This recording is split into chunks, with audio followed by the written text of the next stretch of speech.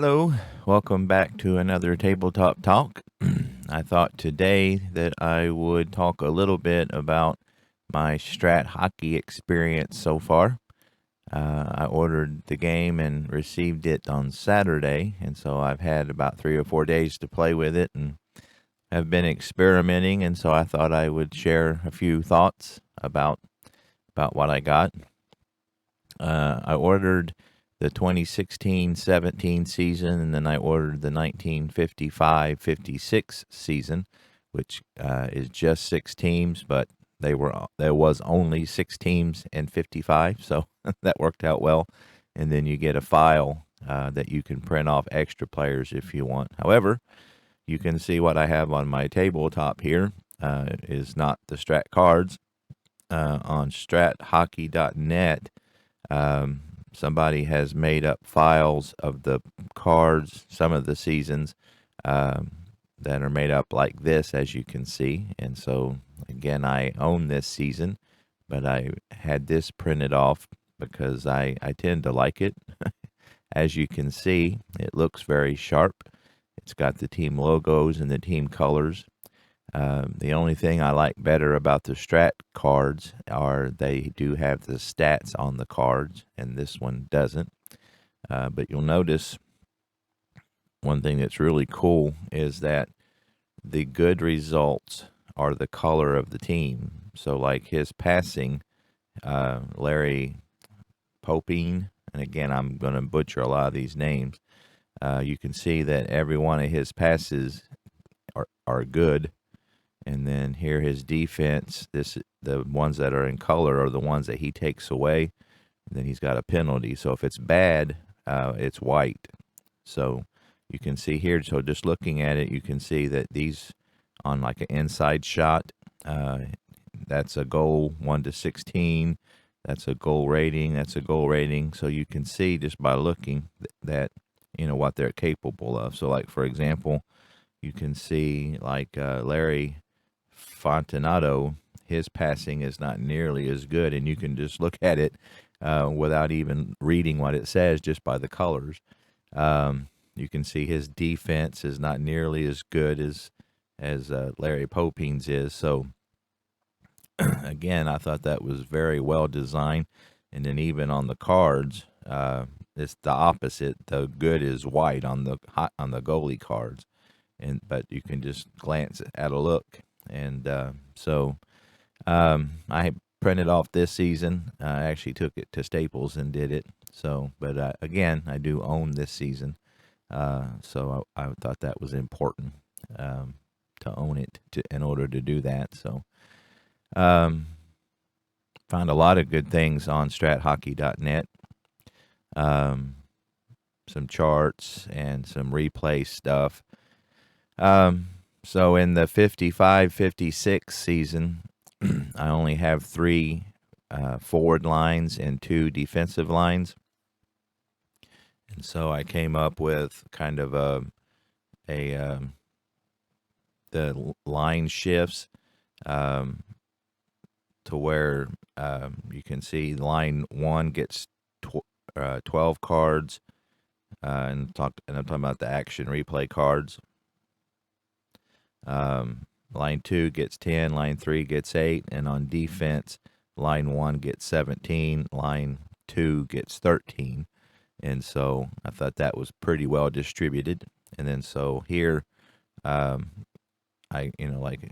this is when I change it. So I do 4 cards with line 1 and 1, 5 cards of line 2 and 2, 4 cards of 3 and 1, and so forth. So it ends up being with the top lines, the last 4 cards, which is exciting.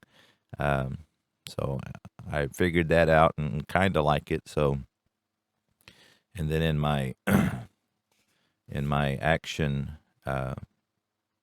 advanced cards, I've got, when the line changes come, I've got that to remind me. So that's working out really well for me.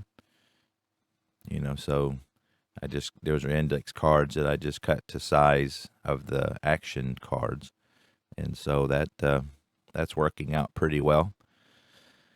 Let's see. I got a comment from Matt Rockwood, and he was asking about the score sheets I used, but for some reason I saw it on the notifications, but the message itself never did pop up. So Matt, if you want to repost that, make sure that you don't put any kind of links to anything, because for some reason that seems to block it. So I don't know. You mentioned sportshockey.net, so I don't know if they made that a link, and then that was the reason it never showed up. But anyway, I couldn't read all of it from the notification. So re-ask your question, and I'll try to answer it. But I got this score sheet off of strathockey.net, and this is the one I really like and use. And then on the back, it's got your scoring and your penalties. So, and I'm kind of working this out as I go, figuring out how I like to do it. So in this game here, I got on the table. It's the third, going into the third period. The Rangers are up 3-0 on Boston. Boston was the fifth team. They were 24, 34, and 13. The Rangers came in third. This was the beginning of a pretty good run by the Montreal Canadiens, or Canadiens, however you pronounce it. So they were really good this year, and the Detroit Red Wings had just come off of winning 2 in a row, and they ended up second this year. So anyway, I love the old anything, as you guys know. So, but this is the score sheet I used. I have a PDF editor, so one thing I did that helped me is, like, the lines, I made that line darker so I could kind of see at a glance. This is line 1, line 2, line 3. The same thing as for the defensive men. Line 1, line 2, and then I got line 3. I don't actually have 3 lines proper, but I know, like, I had 2 guys get matching penalties, defensive men, so I brought in a couple of the backups to fill in their spots where they were gone. I think they had 4-minute matching. So anyway, that's kind of what I'm using to keep score. And so again, with these thicker lines I added, it makes it a little easier. So again, anytime you get a new game, you try to figure out how to make it work for you. And strathockey.net, just a lot of resources. So I don't remember what this particular one, I think it was just called Hockey Score Sheet. Let me see if I could see it here. It's just called, Hockey Score Sheet is what it was called. So there was a few options on the site, and I looked at all of them, and this was the one I preferred, So, and as far as keeping stats, and again, this is some brand new stuff to me, so I'm just figuring it out. Right now, I'm just keeping track of shots, and then if they score, I put an X. Who wins face-offs? TA, I'm doing that as assist. I haven't been keeping track of the plus and minus, but as I get more familiar with it, I might start doing that. I love stats, and so I do have the PC version of this. I wish they were you could do this with the PC like you can with the baseball, but you can't. You can't roll your own dice. You can't input stats. That would be really great, because then you could use the autoplay. So in this season, with there only being 6 teams, I was thinking about making this a granddaddy replay and just playing every game. I would enjoy that. So, but I'm not for sure. This is just a scrimmage game here. I've played 3 or 4 games. So, but on the eye, I was thinking about keeping track of intimidation. When somebody gets knocked off the puck, I think that's an important stat to keep track of. So again, I'm just figuring out what I like to do and what I don't like, and you can only do that through experimenting. So that's the score sheet I'm using. I also, Dave Gardner had quite a few videos about using the Stratomatic Hockey utility that comes with the game, and I've been messing around with that. Right now, I just you can bring up some of the charts and do automatic rolling. So I've been using that, but eventually I'd like to get to where I use that to keep track of my stats. I might do that for this replay. you have to enter in all the players and everything to use that. So right now I'm just doing most things, on the table. So so anyway, that's kind of in a nutshell what I got going.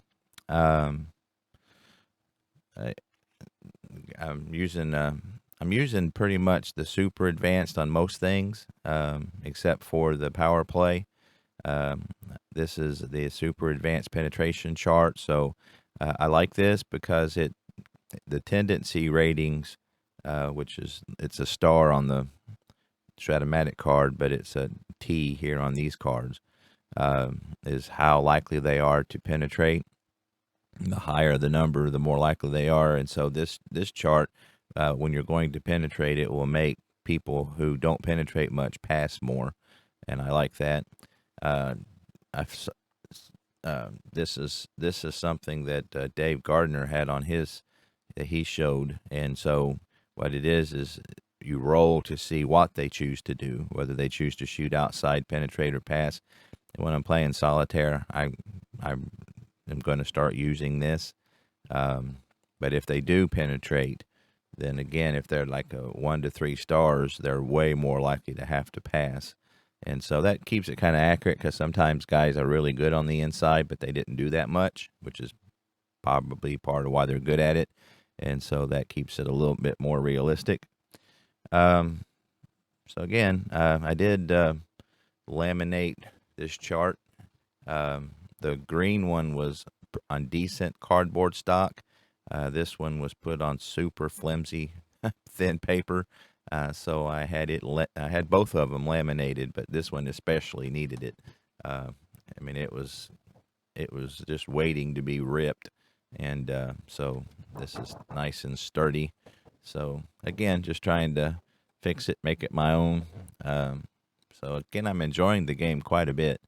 I think a lot of it is because it's Strat. It reminds me of the basketball and the football and the baseball, and so I think that resonates with me. But the game itself, after doing some research, it was the reason it appealed to me, beside it being Strat, was that it seemed like a good medium. It wasn't too in depth, but it was in depth enough. I know, like Shootout Hockey, they didn't seem to have individual defensive ratings, and so that was kind of a deal thing for me.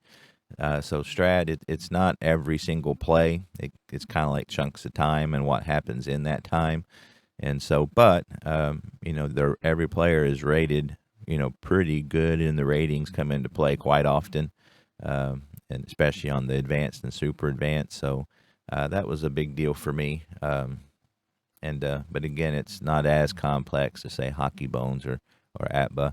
And eventually I probably will get into those and even try the ones that are simpler. But, my assessment of this being kind of a middle of the road seems to be pretty accurate as I've been playing it. And I enjoy it. It takes me a little while to play because I'm still learning it. And as I said in the video about learning a new game, I'm really bad for not finishing something if something gets a little screwed up. And I need to get to where I just finish the game, give myself permission to have some things off and know that it's not going to be perfect, in order to finish the game. But that's something I'm working on. So, and I also use these. I don't use the board that come with the game, just because it doesn't fit it takes up too much of my table, and I don't have a lot of space on my table. So I do use these to do the offense and the defense. I've been keeping pretty much everybody on 2 and 2. I think that's the average. And then late in the game, like for example, with Boston being down 3-0, I am going to up them to 3 to start out the third quarter to see if they can get a little oomph going, especially with the first line starting out here to begin the quarter or the period. I guess it's not a quarter if there's 3 of them. So yeah, that's kind of where I'm at, and I'm sure I'll make it, advances as I go along. So I thought I'd play a little bit. I don't know if I'll get through this quarter or not, but we'll give it a shot. So we got our face-off. So the Rangers and the the Bruins both have one on their centers on their face-off rating, so it will be an even. So we get a 17 on even, and that goes to the visitor left wing. So also, these are my tokens. I got these from baseball games. So the visitor left wing, so I use that to who has the puck, the little yellow man. And then I've been using this, like, for example, I get confused if it tells you who he matches up against. So if I need to know if it says he's penetrating against the right defensiveman, I use the red one. And then, like, when I'm if somebody passes, like, for example, let's say Gatsby has a pass and he passes it to there, I do that to remember that he is in line for the assist if he scores. Then once a goal scores, I use this for the first assist, and then once I figure out the second assist, I do that. And so, again, that way I can keep track in my mind, when I'm writing on my score sheet. I keep track of what's going on with those tokens like that. So, again, that just works for me. So, anyway, the left wing has it. So, Popine won that face off, and he's won 6 out of 7. So, even though they're evenly matched, he is outdoing him today. Outdoing Gardner, that is. And so again, that shows I got the and I got them numbered on my line shift here. So there's 7 shifts total in a period, and then I change everybody every time, and then I've got them in order here. So all I got to do is just flip it, and so that's line 2. And so when I do all of them at once, it's easier to keep track of. And so only having 3 forward lines and 2 defensive lines, like I said, it rotates really nicely. So again, I find that's working. If I have a newer season where there's 4 lines and 3 defensive lines, I have to recalculate that, of course. But so anyway, so we start out here. So we got the visitors; they are in a 2, and Boston still has 2 floor checkers. So we've got outside shot only for any player. Now, as I understand it, when it says any player, you're supposed to use the one with the highest offensive rating in order to keep it accurate. And then as I understand it, whoever has the puck can't be included in that list. So Gatsby is a 4 at left defenseman. Andy Bathgate is a 4. And so I guess between those two is an outside shot only. So when I have an outside shot only, I tend to go with if they're tied. And again, this is just me. If they're tied, I go the one with the more outside shot tendency. So Gatsby is a 2, Bathgate is a 3. So with an outside shot only, we'll give it to Gatsby and let him shoot. So let's see what he does. So he gets an 8. So an 8's always a miss with a rebound. So Gatsby misses the shot, so I write that he took a shot here once I find him in the 3rd period. And then so we do a split deck for the rebound. Defensive right defenseman if defense rating 2 or more, and so that would be Flamin, and his defense is a 5. So he indeed will get the rebound.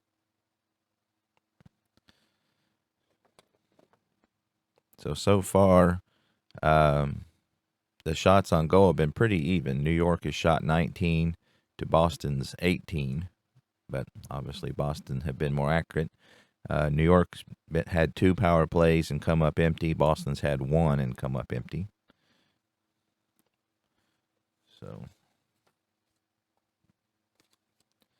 So we got the home, and they got both teams still have 2 floor checkers. So we got an outside shot only for any player. So again, whoever's the most.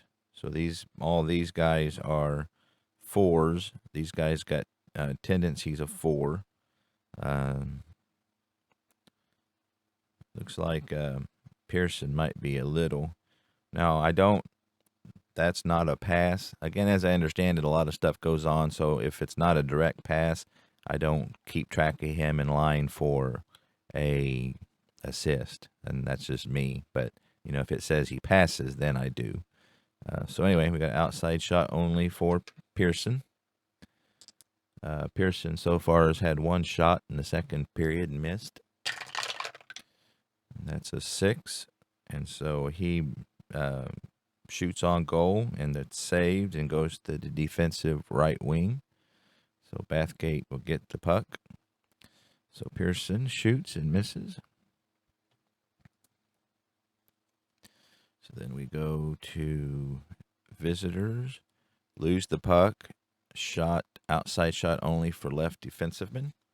So Bathgate will end up losing the puck, and it goes to Quackenbush for an outside shot only. He gets a 7, so the puck is saved by Worsley. It gives it to the right wing. So Quackenbush takes a shot and misses. That's his 4th shot today. Coming up empty. So we got visitor, loose puck, inside shot for any player. The intimidator is his opponent. And I'm not doing the advanced opponent, not yet anyway, because it's just easier to keep track of this way. So, again, we got an inside shot for anybody. So, again, as I understand the rules, you have to pick the highest rated one. So, that would be these guys. And the highest on the inside is Stasiak. But I also want to consider who he's against. So, Gardner, his Popine is only a 3 intimidator, whereas Bathgate's a 7. So let's go ahead and give it to Gardner for those reasons. And see, they are at 3. So I don't know if I've been remembering that or not, but anyway, he gets an inside shot. Now he has the choice to intimidate. Now he's a C, so they're not going to try to intimidate. So Gardner will get the inside shot. So inside 4, he shoots on goal but misses, and it goes to the left defensiveman. So Gardner got a good inside shot but comes up empty. So now you see I got my 2 there. So that's when I go ahead and make my line changes. And so basically all I got to do is just flip everybody here. And what this does is gets me line 2 of offense and defenseman.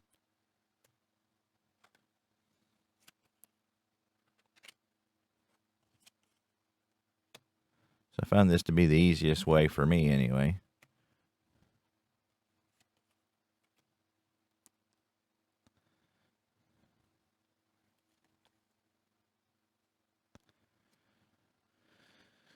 So the file that came with these cards also comes with these, and so it gives you the some lines, so you don't have to make them up yourself. And so I use those, and those have been very handy. So that's in the file. It's an Excel file, and so that came with those. So the Rangers left defenseman has it. So we got the visitor 2 4-checkers, so opponent defense 4. And so you can see that's yellow, so I know that he's going to take it without even looking. So he takes it and has it outside. He's a 2. So here we can use Dave's chart. So we roll a 6. So 1 to 3, he will.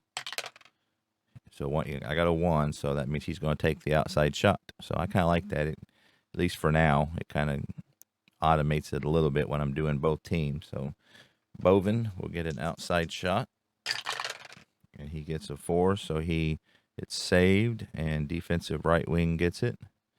So Boyvin takes a shot. I'll write that down. That's his.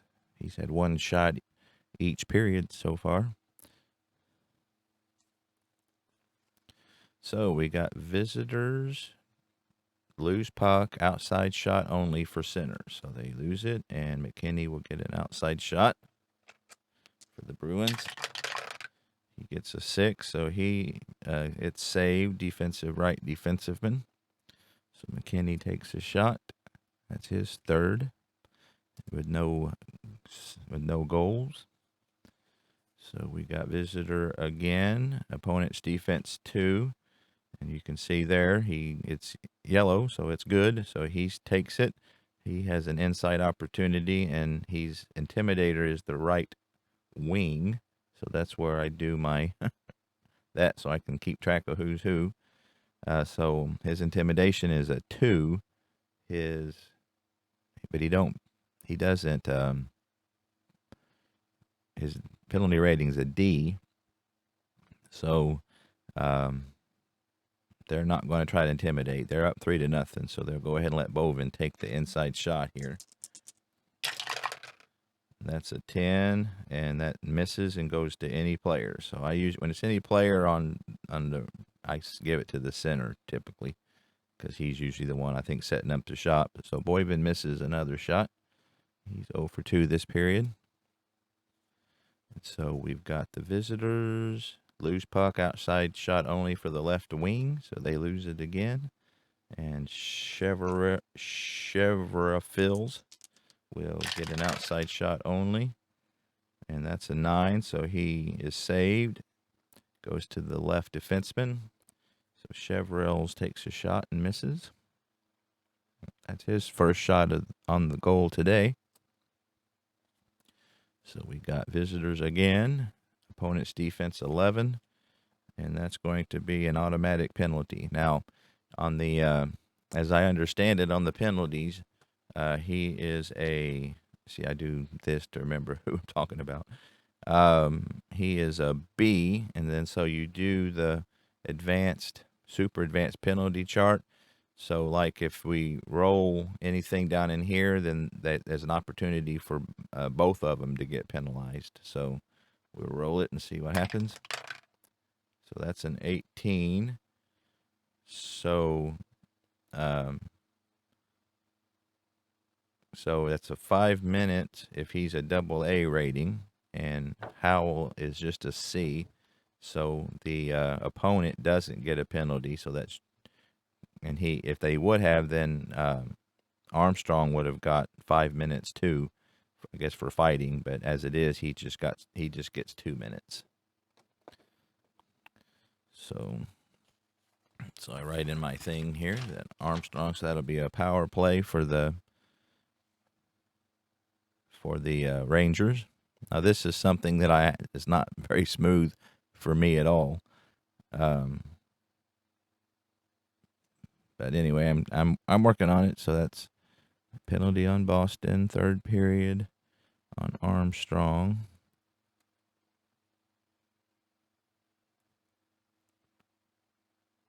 A 2-minute penalty.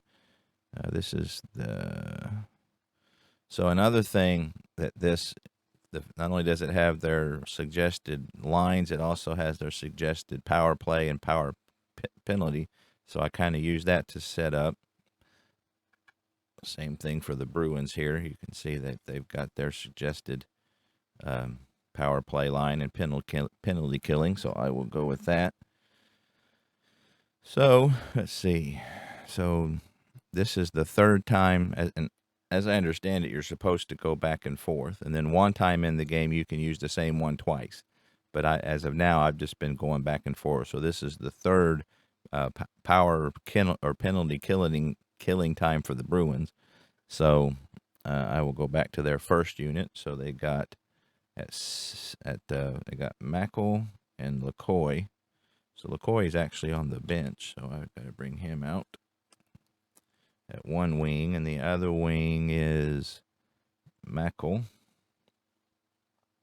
or Mackel, and then they've got Boyvin and Flamen as there, and then you turn over their centers here, and then you got the Rangers' power play is Prentice at left wing. And you got Bathgate at right. At center, they got Creighton, so he's already there. Let's see, right defenseman, they have Lewicki. So they actually put a forward. If I can find him. They got Gatsby there, and then Lewicki. There's Lewicki. So they actually put a wing at right defenseman, and I guess you can do that if that's what they recommend. So Bathgate, Creighton, Lewicki, Gatsby, and Prentice is on the left wing. All right, so there we have it. So as I understand it, again, I don't do the advanced power play. Eventually, I want to, because it seems kind of weird to me that you do the penalty plays or the power plays different than you do the rest of the game. So I'm going to try to learn the super advanced, because it feels like it's a little confusing, but it seems more natural. But as of now, I'm just doing the basic one. So I have to remember that we have our third line shift when we get back out of this. So you do take out 3 cards to account for the time. So I'll just put that there to remember that I'm on 3. And then you check your basic advanced power play chart here, and then roll your 20-sided die. So that's a 9. And then so you look to see, all these are the shorthanded. So if the left wing, is he a 4? So the left wing, that's McHale, and he's unfortunately a 3, because if he'd have been a 4, the short team would have had a breakaway. But so, as it is, he is 3 or less, so they'll get an inside shot for the center and a rebound shot for the right wing. So Creighton will get an inside shot. And that's a 7. So that's a goalie rating. So we'll see what Sawchuk here has to offer. And that's a 3. So that's not a goal. And as I understand, you just check to see if this is a goal or not. So on an in, it's a face-off with a possible penalty, but we're not going to do that. So so Creighton shoots and misses. He doesn't hit the inside shot. And that's another thing I'd like to keep track of. I haven't figured out how yet, but instead of that just they missed a shot, I'd like to keep track of if it was inside, outside, or a breakaway or rebound. But I haven't figured out how to do that yet. So as of now, I'm just keeping track of that they shot. And then so we got a rebound for the right wing. I want to keep track of that because as I understand it, if somebody shoots and then somebody puts in the rebound, the guy who shot it gets an assist. So I'll keep track that Creighton shot that. So that's a rebound for Bathgate. And that's a 6. And that's another goalie rating. So here's Sawchuk to see if he can save another tough one. That's a 10. And that's a goal 1-16. We got a 15, so that's a goal. So that'll be the first power play goal of the day for the Rangers. So Sawchuk saved the first one, but not able to save the second one. So Bathgate gets the goal, his first of the day. And so again, I give Creighton the first assist because he shot the puck. And so I don't know if they would be an assist before that or not. I don't know enough about hockey to know. I mean, it seems to me like they wouldn't be another assist past that, but I just go with the last turned over assist card here, and it doesn't say, so we'll give somebody else another opportunity. If that isn't accurate, let me know. So Creighton gets an assist. That's his first assist of the day. And then so we got left defenseman if he's a 4. And Gatsby is. So Gatsby will get the second. And again, if that's not accurate, let me know. So Gatsby gets the assist. And then we will change our scoreboard here. Again, I just do that. I do this for myself because it helps me keep track. So that's 4-0 Rangers.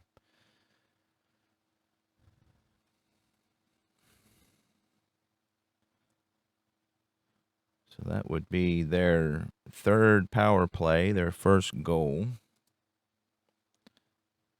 And then, so I got to remember, we got our third. I got to get things back to organized here. All right. So on center, I got to get my normal cards back. So again, this doesn't flow real smooth, but it will once I get some more under my belt here. So at left wing, we got Saziak, Chevrils, and McHale, Gardner, McKinney, and Mose. At right wing, we got, okay, so Leco goes back to the bench.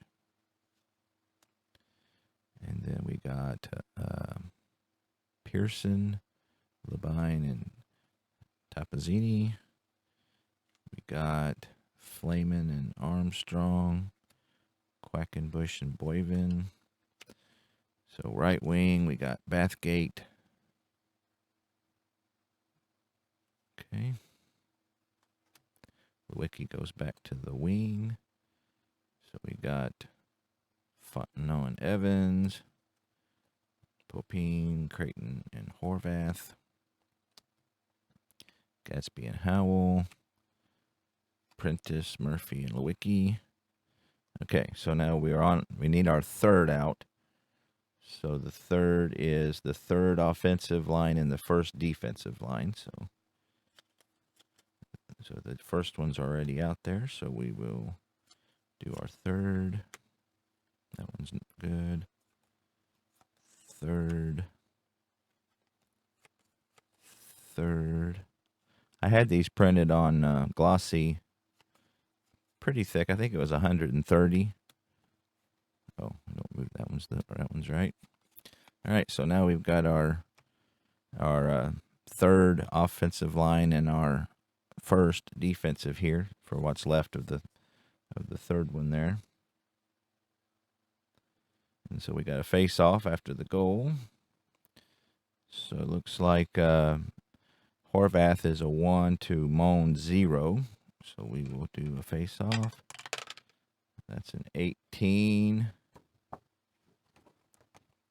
18, go and advantage 1, inferior any. So even though Moans was the inferior, he gets the puck. And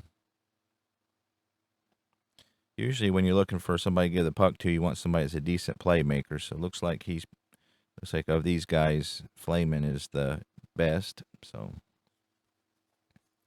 all right. So we got, let's see, they're going to go 3 on everybody this time. So they got offense 3, but they lose to the opponent. So they got the wrong puck there. So they give it back to Gatsby. Okay, so now you see I'm already on my 4. And as I understand it, that's what you want. So you want to get back to normal, even though. And then the penalty, killing, and power play teams stay the same through the whole penalty time. So, again, with me, I got them just set up to where I do it. So this will be offensive line 1 and defensive line 2 for this one. And the way it ends up at the end of the game, it's 1 and 1. So we finish the periods with the good guys out there. The best, that is. So, again, this is 1 and 2. All right, so the left defensive man has it for New York. And so visiting, opponent's defense 3. And that's going to be a takeaway by Armstrong. And his intimidator is the right defensive wing. So that's going to be Evans. He's a 9, so they're going to try to intimidate him if they can. So that's intimidation 5, so he's able to knock him off the puck. So he will have control. So you got visitor, so that's passing E. And you can see all his passings are bad. So he loses the puck outside to any player. So again, let's go with Gardner, because again, Popine is, well, actually his defense is a 4 in his defense, because we're not doing it. We're not doing a intimidation. We're doing a defense check. So we'll give it to Stasiak. So he's outside. So he's a 5. So 1 to 4 he will try to penetrate. 5 to 6 he will try to pass. And so he's going to try to pass. So we got, and he's able to inside shot for any player. So I will keep track that he was the one that passed it. And we will give it to Pearson. So Pearson has an inside shot, trying to get on the board. So he is saved and goes to the defensive center. So Pearson takes a shot, and it goes to Popine. Oop, that's the wrong card. So you got visitors passing F. See, he's a good passer, so that goes to the outside right wing. So Bathgate gets it, and keep track that he was the one that passed it. So that's an outside opportunity. He's a 3, so we'll roll. So that's a 2, so he's going to take the outside shot. He gets a 4, so he shoots, and it's saved by Sawchuk and goes to the left defenseman. So we got offense 3, lose puck again. So them being aggressive is not working out very good for Boston. Possible breakaway. So he loses it to Evans. Breakaway, right wing, if his penetration rating is 4, and his is, Bathgate is, he's a 4. So he will get a breakaway shot. That's a 3, and so that's a goalie plus rating. So that that plus means if he's in a power play, which we're not. So that's going to be a save and a face-off for Sawchuk. So we got number 5. We got our 5th line change coming in, and so that will make it the second offense, first defensive line. And so we got a face-off coming up.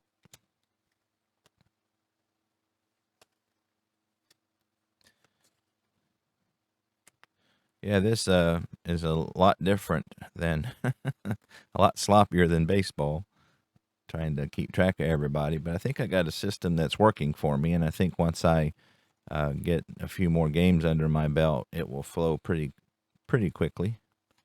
I'm feeling pretty good about where I'm at. All right, so looks like both of the centers are 1, so we've got an even on the face-off.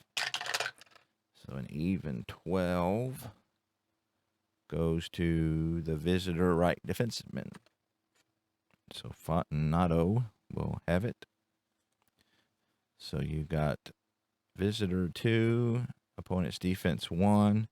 So Quackenbush is going to take it, and on the inside, and hit the center is and so he's a 6.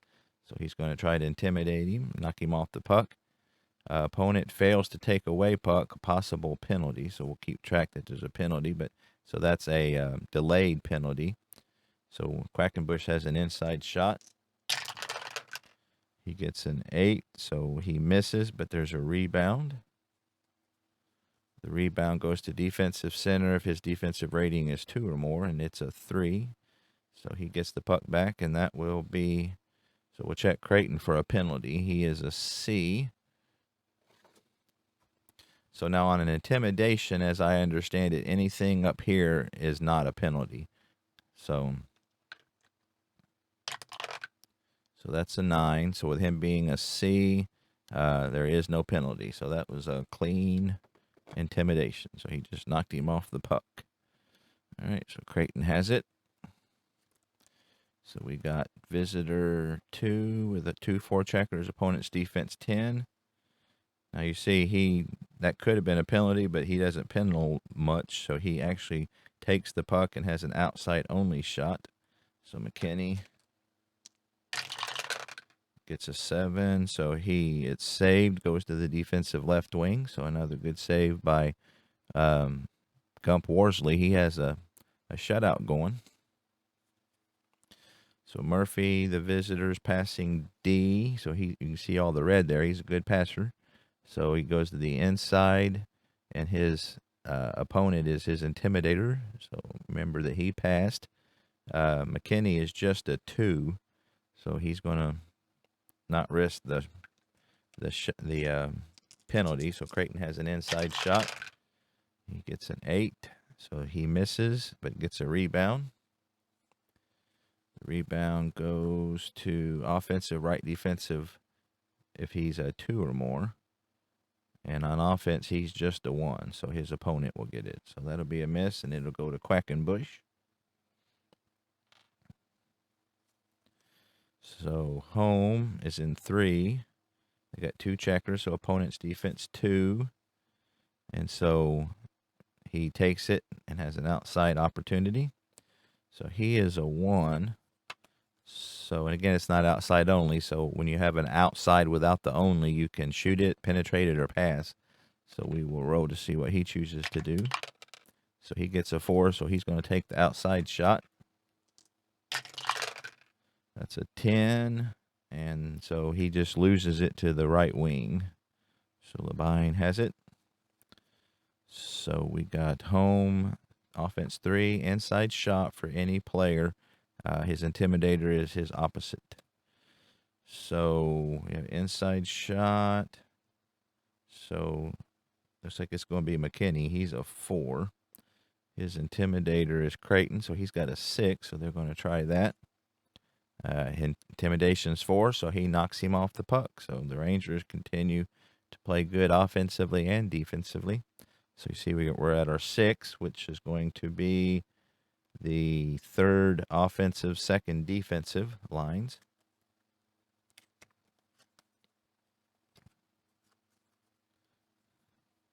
Normally have a little more room between the players here, but I tried to squeeze everybody in for the camera, but make it close enough that you could kind of see the cards.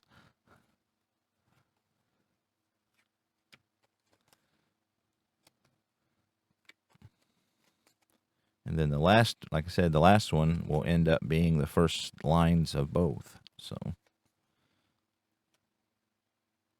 all right, so the center has the puck. So they're still in 2. So defense 2, inside shot for any player. His intimidator is his opposing. So it looks like Hebington is a 4, so he will take it. So McKell is a 7 intimidator. And he's a 12, so he's not able to knock him off the puck. Hamilton will get an inside shot. He gets a 6 on the inside. That's a goalie rating, so Sawchuk will have to save this one. This is a good one. He gets a 5, and that's a goal. So just like that, it is 5-0 Rangers. So they're putting the hurt on the Bruins today. 2nd goal of the period, 5-0. So now we have to figure out our assists. So Hebington gets the goal, and then you look at your last split deck card. So any player with 9, and nobody has 9. Right wing, if he's a 5, the right wing scored the goal, so he won't be it. Center, if he's a 3, and he is, so Horvath will get the first assist. Left defenseman, if he's a 3, and he is a 2. Left wing, if he's a 1, and he's a 4. So Hebington gets the goal, Horvath gets the first assist, and Lewicki gets assist number 2. And then so we will do a face-off. So again, both Horvath is a 1, Moans is a 0, so the Rangers have a 1 advantage on this one. So that's a 20. So that means that on the +1 that the visitor is out. So Horvath is not going to be able to do that. So you look for anybody else. So everybody else is a 0, and you also lose a point if they're not rated at center. And they're not. So that means we'll go with Hemington. And so that means he's a 0. And so he's a 0, but he loses 1 for not being a center, not rated at center. So that means the Bruins have a 1 advantage. So that's a 10 with a 1 advantage. So the superior gets the right wing. So the Bruins win the puck and goes to top of the Nanzini. All right, they're staying in a 3, trying for the best here. So inside shot for left defenseman. His intimidator is the right defenseman. So Boyvin will get the shot. Evans is a 9 intimidator, so they're going to take that shot. He's a 1, so he knocks him off the puck. So Evans with good defense. Rangers playing good hockey all the way around. So visitor 2, opponent's defense 9. And that's going to be a penalty. So Boyvin will get dinked for the penalty. So we'll put him up here as in timeout. All right, so we got to do our second lines because we just did the first one, the last one. So for the Bruins, they got Moans and Tapanini. Moans. So we'll turn over the center. And at defensive men, they've got Quackenbush and Armstrong. So they're set for their penalty killing. So the Rangers in their second unit have Popine at center. Murphy, or actually Hergenschmeyer. They got Fontenot and Howell. And then at left wing, they've got Murphy. So that's their power. So we check our thing here. Roll it to see what kind of shots they get. So 13. So if 1 or more defensive rated players. So I think we got, actually they don't have any 4s.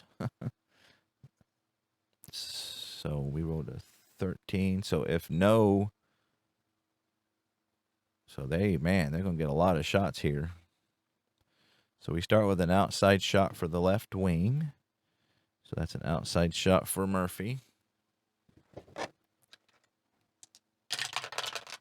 He gets an 8. So as I understand, you don't do the rebounds in this. So he just misses. So then you got an outside shot for any player. So we'll go with Murphy again because he's rated the highest. So he'll get another outside opportunity. That's a 10. That's a goalie rating. So Sauce Chuck, good shot, 12. Saved. All right, so then you get an inside shot for the center. So Popine gets an inside shot. So if they don't score on this one, it'll be a miracle. So that's a save. Inside shot for left defenseman. So Harry Howell will get a shot. 7 on the inside, and he loses it to the left wing, so he misses. So inside shot for any player. So this is their last opportunity. So we'll go back to Murphy because he's the highest rated on offense. So he gets an inside shot, 9. So we got another goalie rating, another good shot, and that's an 8, and it's saved. So Sawchuk is able to save it, and then so this is the last one. So the way I play it is that we follow through on what it says now. So it's saved to any forward. So we'll give it to our center. So we take 3 cards off for that, and then we're on our last thing here. So that's 1, 2, 3. So we just got 2 cards left, and then so we've got line 1 for everybody. All right, so we'll get back here so I can see what our normal lines are. So you got Garner, McKinney, and Moans. You got Stasiak, Chevrils, and McKell. Quackenbush and Bovin, Flamin and Armstrong, Pearson, Levine, and Topazini. Okay, so for the, you got right wing, you got Bathgate. Okay. That's right. Creighton, yep, that's right. So like I said, we end up with the first line on the last shift. Okay. So we got a face off. Oh no, we don't. He ended up with the center. That's not right. So they're gonna stay at 3 just for the heck of it. So offense 3, opponent's defense 8. So looks like Poe Bean's going to take it and have an outside shot only. That's a good power kill by the Bruins. So 9. So he loses it to the defensive center. So our last card, offense 3, loose puck, outside shot for any player. So again, we'll pick somebody that's a 4. We'll go with Bathgate. So here's the last shot of the game. 7. It's a save and goes to defensive right defenseman. So no more cards. So as I understand it, that's the game. So that's kind of where I'm at. Again, it's a little slow and choppy, but I feel like once I play a few more rounds and work out the tweaks, that it'll be a lot of fun. I mean, I'm enjoying it a lot right now. This is a very fun game, so I'm pretty pleased with my purchase. I feel like, again, it's complicated enough that and in depth enough that I feel like it's hockey, but not so in depth that every little thing has to be figured out. And so this is a simple game engine, but yet detailed enough that feels like it's hockey. So anyway, as usual, any comments would be appreciated. Anything I did wrong, any suggestions for things that might help improve the play. I've appreciated all the videos I've been watching on YouTube of guys who have played this and explained it. So I just thought I would give a little report as to how my Stratomatic Hockey experience is coming along. And I appreciate it very much. I'll see you next time.